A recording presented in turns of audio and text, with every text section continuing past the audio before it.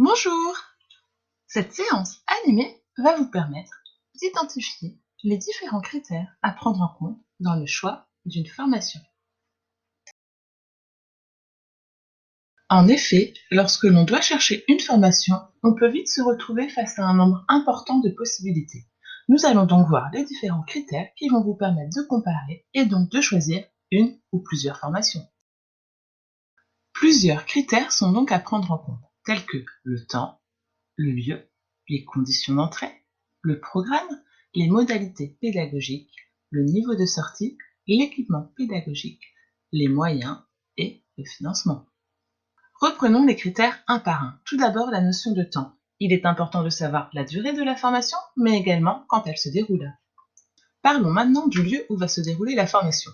En fonction de celui-ci se posera les questions de mobilité, de logement et d'organisation familiale. Il est important de se renseigner sur les conditions d'entrée, soit le public à qui s'adresse la formation, les prérequis ou le niveau d'entrée, s'il y a ou non des épreuves de sélection et quelle est la procédure d'inscription. Prendre connaissance du programme de formation va vous permettre de vérifier que cela correspond réellement à vos attentes, que peut-être vous avez besoin d'une remise à niveau sur certains domaines et d'identifier la présence ou non de périodes en entreprise.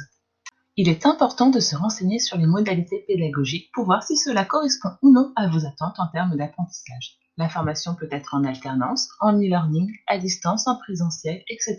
ou cumuler plusieurs modalités. Se renseigner sur la finalité de la formation peut être judicieux. La formation est-elle certifiante? Si oui, quel est le type de certification obtenu et quel est son niveau? Doit-on investir dans un équipement pédagogique spécifique, tel qu'un ordinateur, des manuels, des outils spécifiques à la profession, une tenue de travail ou encore des protections individuelles de sécurité?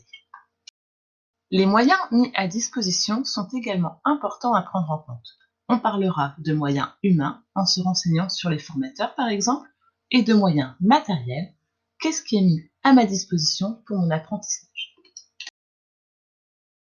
Dans le financement de la formation, il faut bien distinguer le coût pédagogique qui correspond au prix réel de la formation, la rémunération et les frais annexes.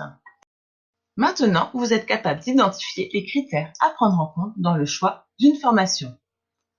Tous les critères identifiés sont plus ou moins importants en fonction de chaque situation et sont souvent liés les uns aux autres. Il est donc important de les identifier pour permettre de mieux comparer et choisir une formation. Je vous remercie de votre attention et vous dis à bientôt.